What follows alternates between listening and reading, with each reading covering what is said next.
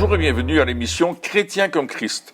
Aujourd'hui, nous continuerons notre étude sur la communion fraternelle et nous allons voir comment avoir ensemble une vision commune. Alors je me tourne vers Christine qui est là et Nathanaël, bonjour à chacun d'entre vous.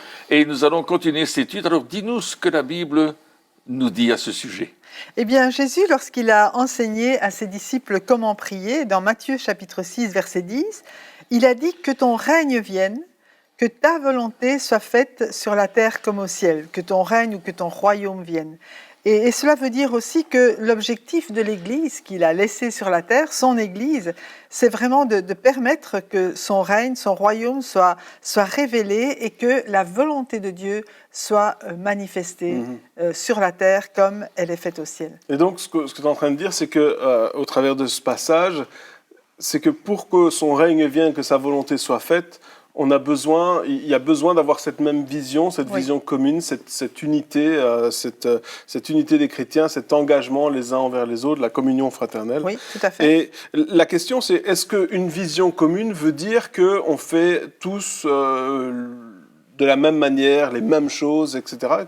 Comment ça fonctionne? Non, pas du tout.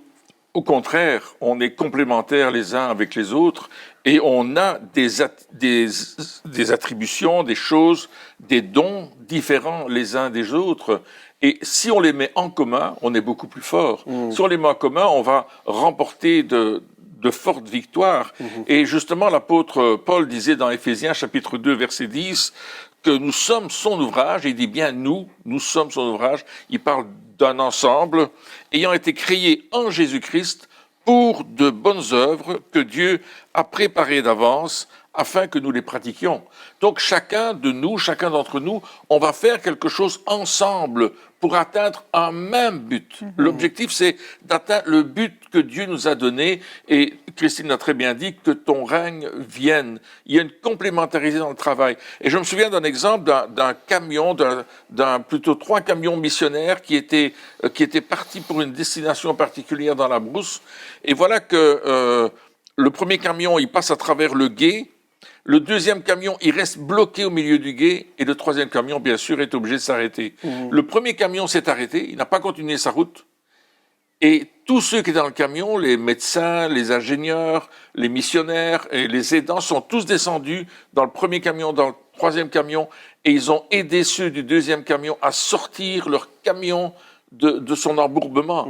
Et là, ça démontre que quand on va être dans la communion fraternelle, on fait le même travail ensemble et on va construire ensemble quelque chose pour le royaume de Dieu. Donc, quelque part, lorsqu'on parle de communion fraternelle, ici, on parle d'une communion fraternelle élargie, c'est-à-dire pas forcément des membres de la même communauté, de la même église, hein, des gens qui se connaissent, mais on parle d'une communion fraternelle ou d'une unité qui dépasse quelque part même les frontières, on élargit tout cela. Et ce que tu es en train de dire, c'est que si quelqu'un est plus loin et qu'il voit qu'un autre est arrêté, le but, c'est pas de dire « moi, je sais tout, moi, j'ai réussi, moi, j'ai passé l'épreuve, tant pis pour vous », c'est de dire on va s'arrêter et on va aider ceux qui sont dans les difficultés. Le but, c'est d'être ensemble aussi pour arriver vraiment remplir la vision que Dieu a pour son corps qui est l'Église. Il n'est pas question, on parlait des différents membres la fois passée,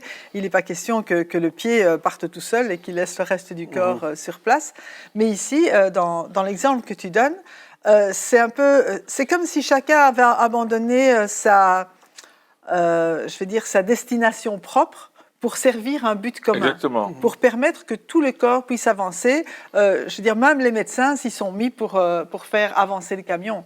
Et ça, je crois que parfois, il faut faire abstraction, de ce pourquoi on est vraiment qualifié, mais dans un cas particulier comme celui-ci, eh bien, on va vraiment aider pour que tout l'ensemble puisse arriver à destination. Et quand on parle de vision commune, on parle aussi du fait qu'on fait des choses de manière différente aussi. Oui. On va dans le même sens, c'est vrai, mais on n'a pas forcément les mêmes pratiques ou c'est ça, ou les mêmes méthodes. Les mêmes méthodes. Il peut y avoir des divergences d'opinion sur certains points qui ne sont peut-être pas des points fondamentaux, bien sûr, mais quelque part, la route, la destination est la même. Je pense que c'est ça le plus important. Le but, que ton règne vienne, que ta volonté soit faite sur la terre comme elle est faite au ciel.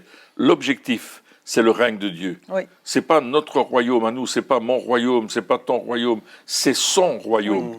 Et nous travaillons sous l'égide de notre roi, du roi des rois, du seigneur des seigneurs. Et on va travailler ensemble pour accomplir l'objectif qu'il nous a donné. Et chacun d'entre nous, on a une part à jouer. C'est comme dans notre corps physique. Il y a différents organes dans notre corps. Chaque organe a sa fonction. La peau, auquel on ne pense pas souvent, elle a une certaine fonction. Les vaisseaux, les artères, chaque petite chose à l'intérieur de notre corps est important. Donc c'est la même chose dans la communion fraternelle. Chacun a un rôle à jouer, mais l'objectif, c'est le même, c'est le royaume de Dieu. Oui. Donc la vision commune, c'est apprendre à travailler en équipe finalement. Oui, c'est ça, travailler en équipe. Pourquoi? Parce qu'on a le même but. C'est pas travailler en équipe pour que chacun montre ses capacités. Chacun va développer ses capacités, mais vraiment dans le but que Dieu a assigné. Et j'aimerais peut-être lire un texte dans Philippiens, chapitre 2, à partir du verset 12. « Ainsi, mes bien-aimés, vous qui avez toujours obéi, non seulement quand j'étais présent, mais bien plus maintenant que je suis absent, mettez en œuvre votre salut avec crainte et profond respect. En effet, c'est Dieu qui produit en vous le vouloir et le faire selon son projet bienveillant. Faites tout sans murmure ni contestation, afin d'être irréprochables et purs, des enfants de Dieu sans défaut, au milieu d'une génération perverse et corrompue. C'est comme des flambeaux dans le monde que vous brillez parmi eux en portant la parole de vie. Je pourrais alors être fier le jour de Christ de n'avoir pas couru ni travaillé pour rien. » Et là, on voit que vraiment Dieu, il a un dessein, un projet bienveillant pour son peuple, pour son Église. Mais ce qui m'a retenu dans ce texte, c'est que vous êtes comme des flambeaux dans le monde, vous brillez parmi eux en portant la parole de vie. Et le but de Dieu, là vraiment le dessein de Dieu, c'est que nous puissions briller dans le monde et porter cette parole de vie pour que d'autres soient attirés à sa lumière. Et c'est ainsi que le royaume de Dieu va grandir. Et c'est ça, cette vision commune, finalement. Voilà, c'est de porter la parole de vie de différentes manières. Oui. Parce que, voilà, il y en a qui sont plus des évangélistes, d'autres, on va peut-être en parler encore, mais des témoins, des personnes, voilà. Des intercesseurs. On a différentes manières de le faire, mais on porte cette parole de vie. Et il y a aussi les différentes manières, c'est-à-dire il y a des personnes, comme tu l'as dit, des intercesseurs, donc ça veut dire des personnes qui prient beaucoup, et qui, voilà, c'est leur mandat, c'est leur appel de prier. D'autres qui sont plutôt dans les manifestations, c'est-à-dire peut-être du social ou peut-être voilà des campagnes, peu importe, ou d'autres qui sont plus pour les médias, par exemple. Oui. Voilà, donc il y a plein de manières d'apporter la vie. Et on l'a déjà dit dans les émissions précédentes, mais le danger, c'est de dire ils ne font pas comme moi, donc ils ne font pas bien. Et je pense que ça a toujours été le piège du diable, d'essayer de nous diviser pour qu'on ne puisse plus avancer. Alors comment faire pour éviter ces pièges-là? Comment faire pour ne pas tomber dans le panneau? La première chose, c'est qu'on ait une communion avec Jésus-Christ, communion personnelle. Parce que si on travaille sans être en relation avec la tête, comme on a parlé de la tête la fois passée, c'est clair qu'on ne va pas avoir les ordres de la tête. Or ici, il dit, comme vous avez toujours obéi, non seulement quand j'étais présent, mais bien plus encore maintenant que je suis absent. Donc Paul est en train de dire, vous avez fait des bonnes choses. Il dit, vous avez obéi non pas à Paul, mais au Seigneur, qui nous demande de faire des choses. Donc chacun, pour notre part, on doit vraiment accomplir ce pourquoi on a été appelé à faire. Et ça, c'est une première chose. On va avoir cette communion, et puis on va faire le mieux qu'on peut le travail que Dieu nous a donné de faire, dans le but d'aider les autres à faire aussi leur travail de la meilleure façon. Et je prends un exemple très simple dans l'Église, dans le bâtiment où l'Église se rassemble, il y a des gens qui nettoient l'Église.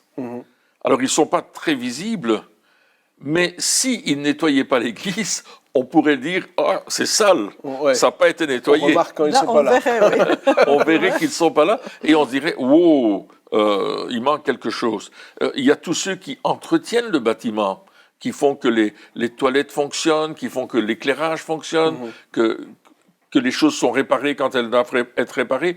On ne les voit pas spécialement sur l'estrade en train de prêcher, mais ils font quelque chose qui permet que l'évangile soit annoncé. Et c'est ainsi dans beaucoup de domaines. Les gens qui avec leur voiture, vont chercher des personnes à la maison, les autres qui s'occupent d'apporter des colis alimentaires, etc. Donc, je veux dire, c'est pas seulement le prédicateur. Le prédicateur va nous indiquer comment faire les choses, mais c'est à nous, ensemble, comme une ruche, une ruche d'abeilles, où on va chacun faire notre boulot pour que le règne de Dieu soit là. Amen.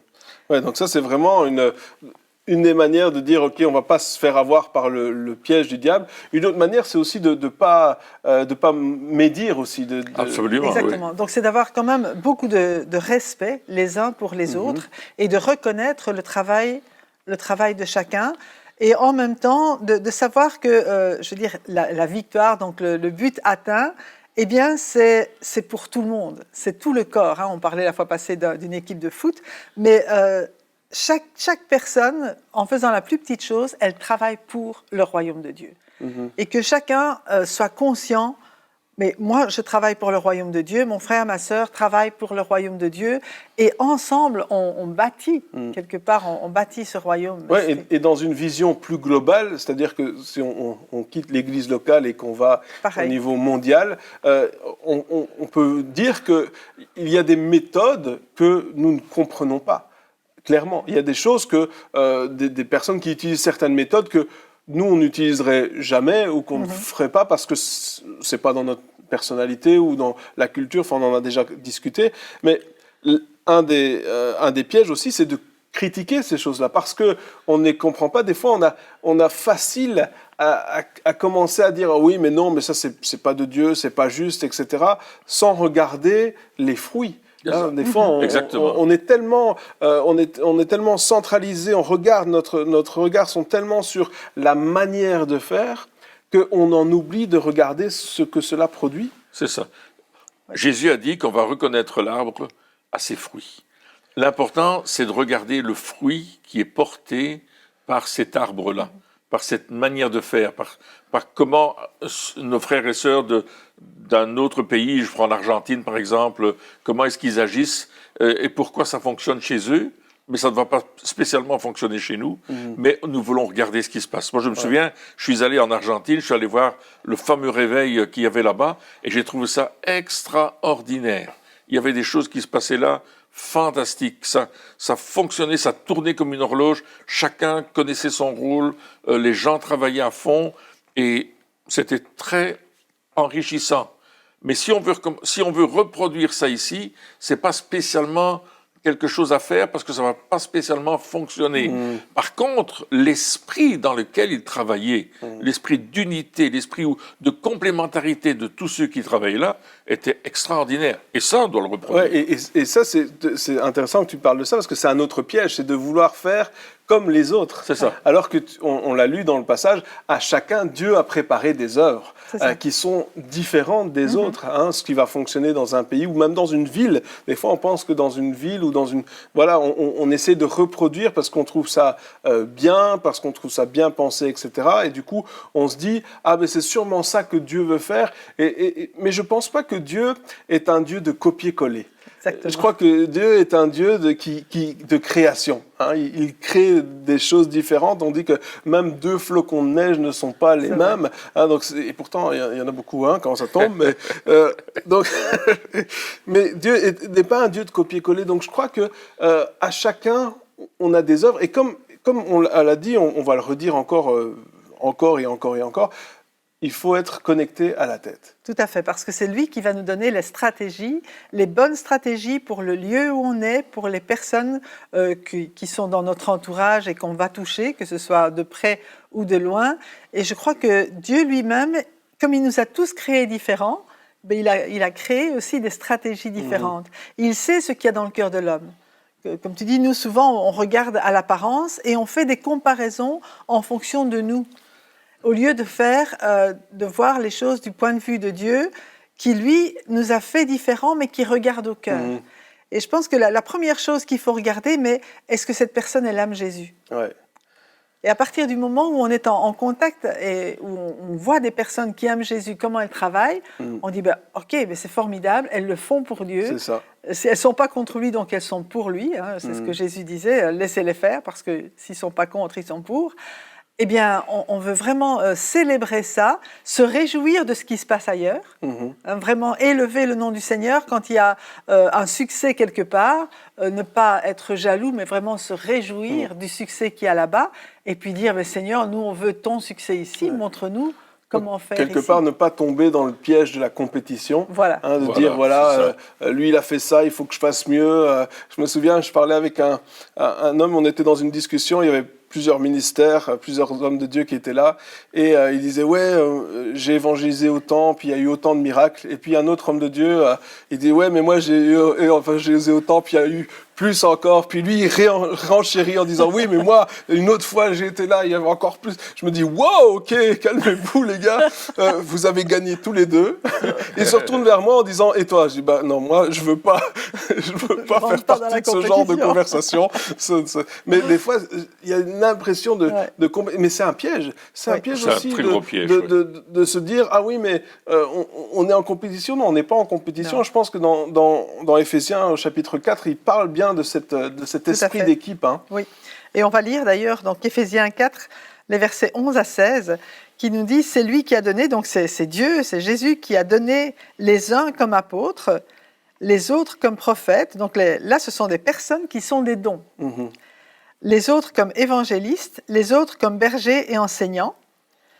Et il a donné ces personnes-là à l'Église. Il l'a fait pour former les saints aux tâches du service en vue de l'édification du corps de Christ, jusqu'à ce que nous parvenions tous à l'unité de la foi et de la connaissance du Fils de Dieu, à la maturité de l'adulte, à la mesure de la stature parfaite de Christ.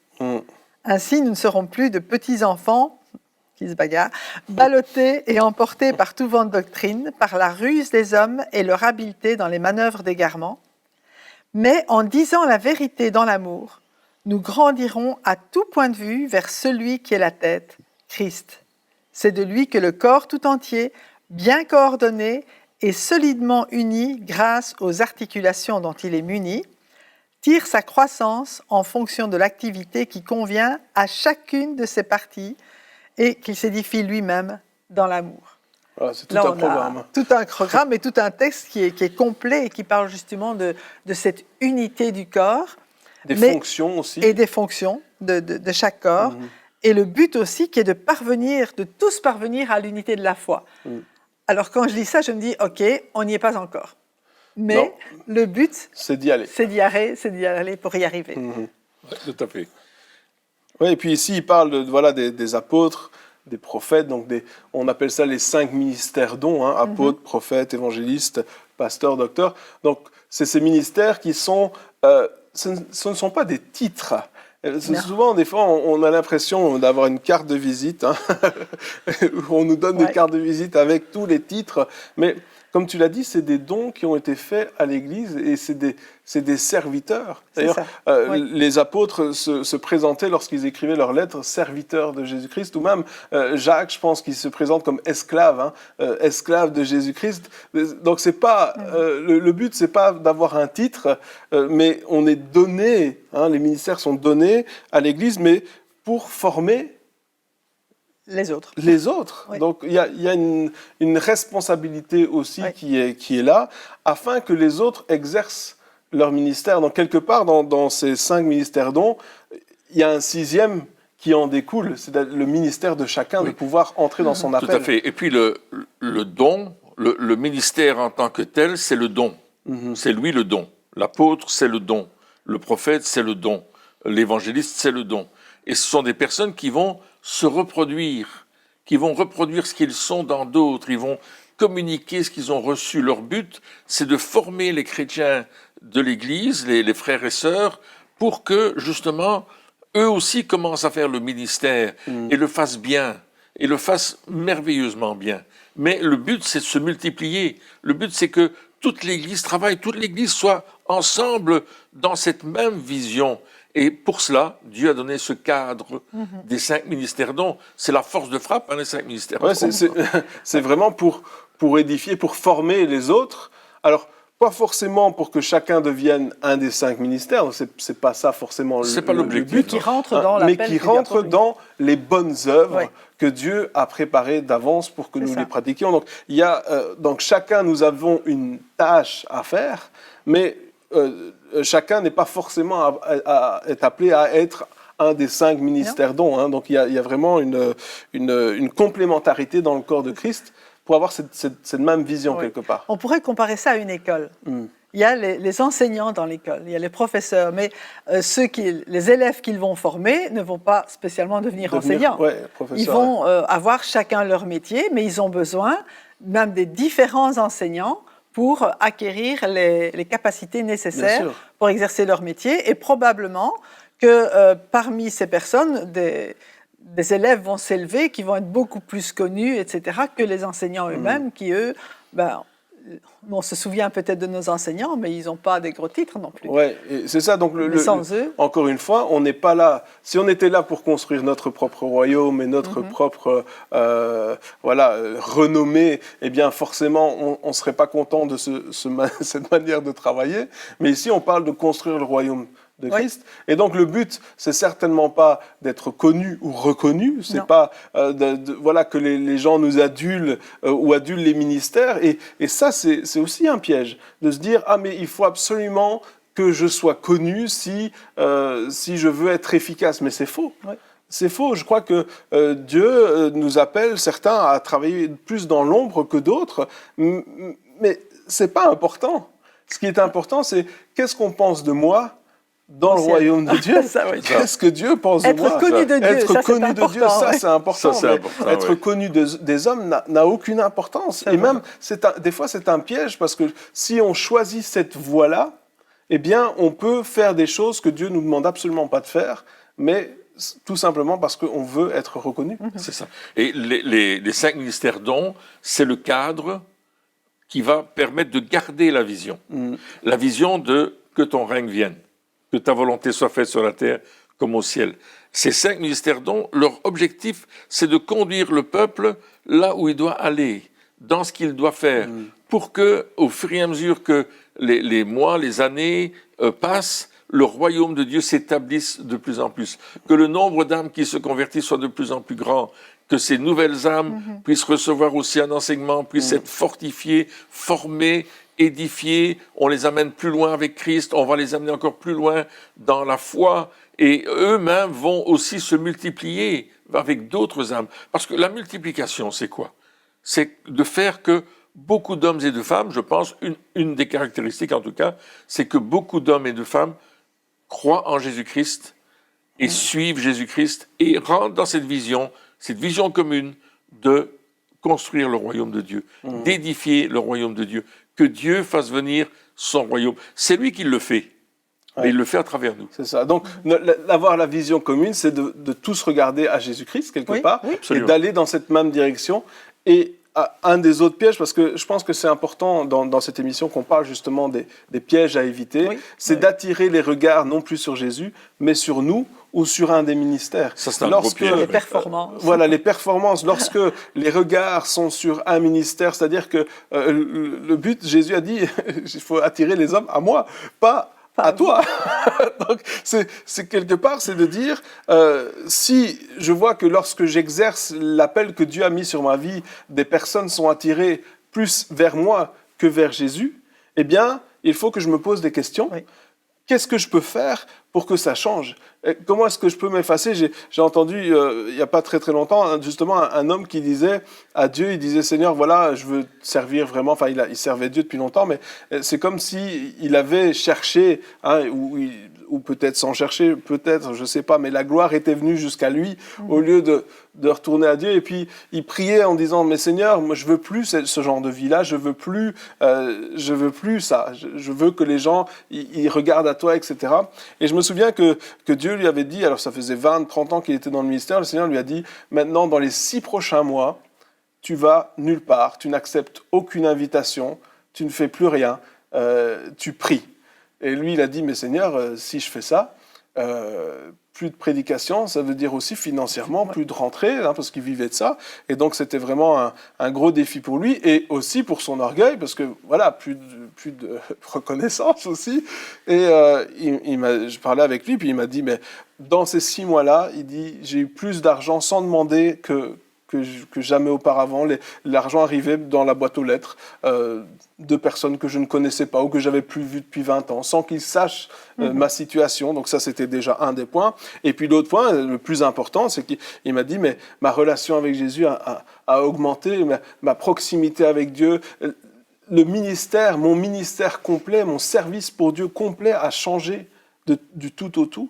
Et il fait les choses totalement différemment depuis. C'était pas juste 6 mois et après il a recommencé comme avant, mais c'était 6 mois et puis sa vie a changé, sa manière d'être, sa manière de se comporter, etc. Tout a changé parce que il avait décidé, il avait pris une bonne décision de ne plus attirer les gens à lui, même des fois, même si on ne le veut pas, ça vient. Et donc il faut faire attention en disant, Seigneur, je veux pas qu'ils soient attirés à moi, je veux qu'ils soient attirés vers toi. Et s'ils viennent vers moi, je les renvoie vers toi. Oui, tout à fait.